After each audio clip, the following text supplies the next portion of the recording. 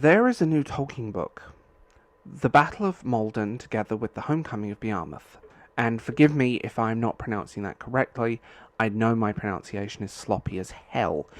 But I wanted to talk about it. This has been extremely difficult to write because this is outside of my comfort zone of reviewing fiction, and there is a reason I tend to stay away from ancient literature.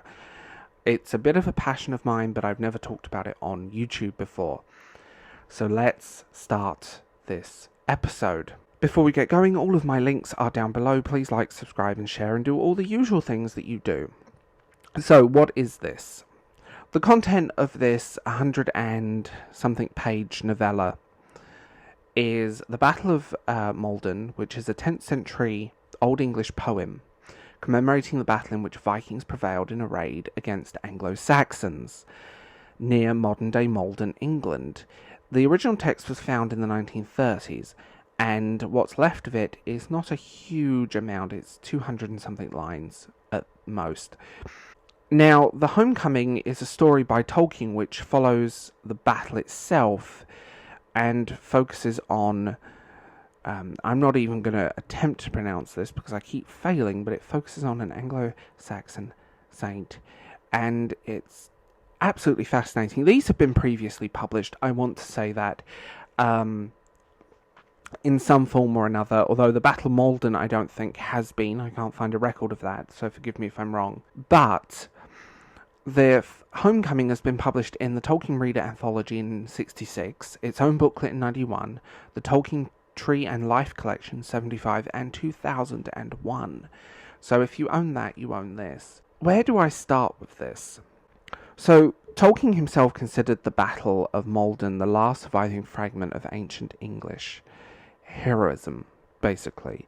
It's what inspired him to compose during the 1930s.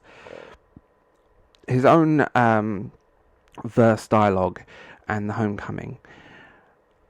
It's a fascinating read, and it's bizarre to get into because this is not a conventional novel. You get notes, you get poise, you get different versions of it.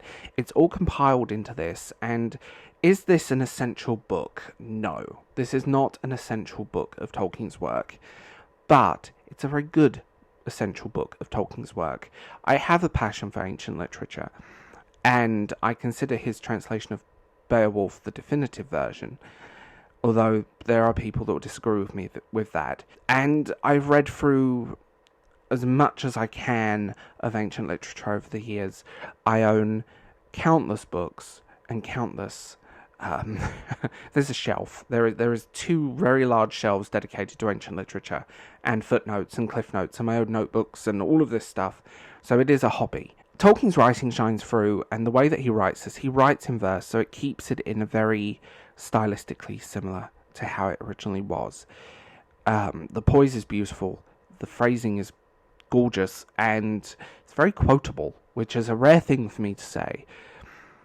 Now, I'm going to put the elephant out in the room out now. This book is quite expensive. This is a £15 book, when really, at 100 and something pages, it should have been the $8.99 mark. I won't lie, it's an expensive book for what it is.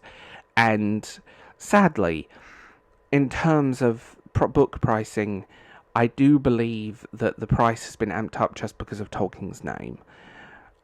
Most literally, because we all know certain people are quite greedy and are quite willing to sell their souls to make money that are involved in the Tolkien estate, unfortunately. It's a very interesting little book to have.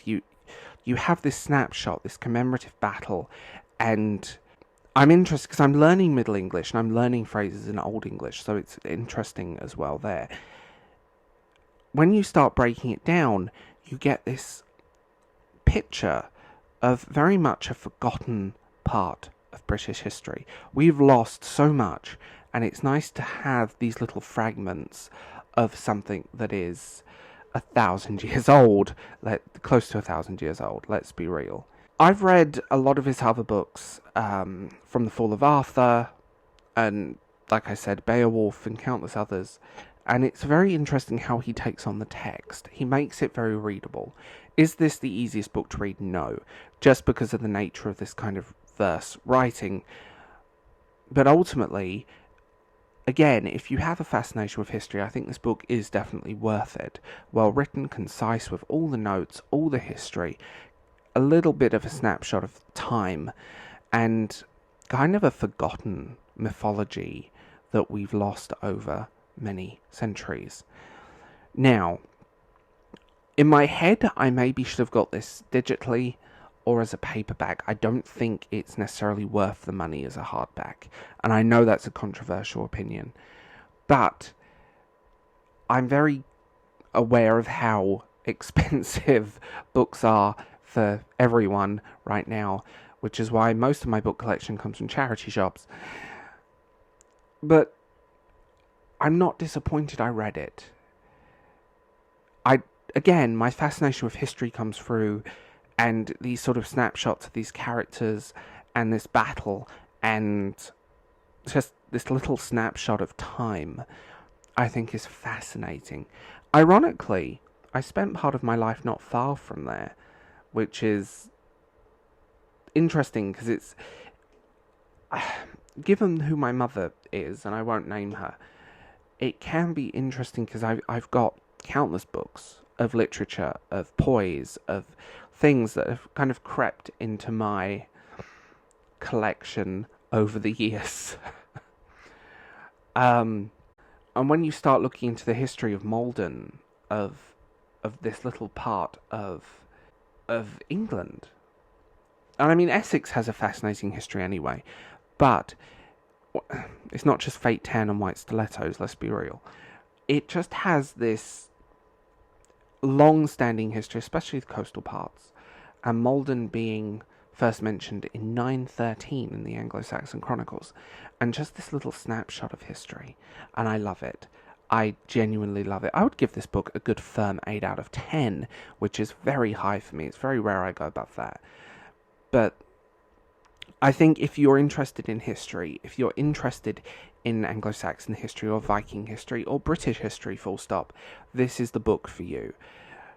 And coming into it, maybe as the layman, for want of a better expression, where it is a hobby rather than a career or a job, and I know that I don't necessarily have certain degrees behind me, but you don't need a degree to be passionate about a project. This book shines, and it's nice getting more of Tolkien's writing.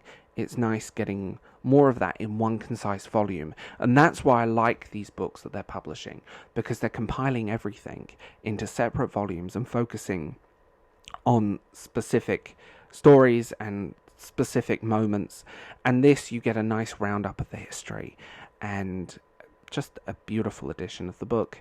But also, again, if you're a history nerd like I am, this is the book for you. Just beautifully handled, beautifully written, and beautifully compiled.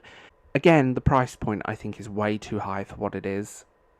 I've read similar books at a much lower price range, but again, Tolkien's name attracts that. But coming into it as someone who just is passionate about it, I think it's just a nice little snapshot of history and forgotten history. So, trying to compile this review has been notoriously difficult in discussion because it's outside of my comfort zone, so I apologise if it's a bit choppy, but I am reading from notes here. So I hope that you guys enjoyed this. I hope that you guys read it. I'll put a link to the book in the description, so if you guys are interested in that, please click. And I will talk to you guys later.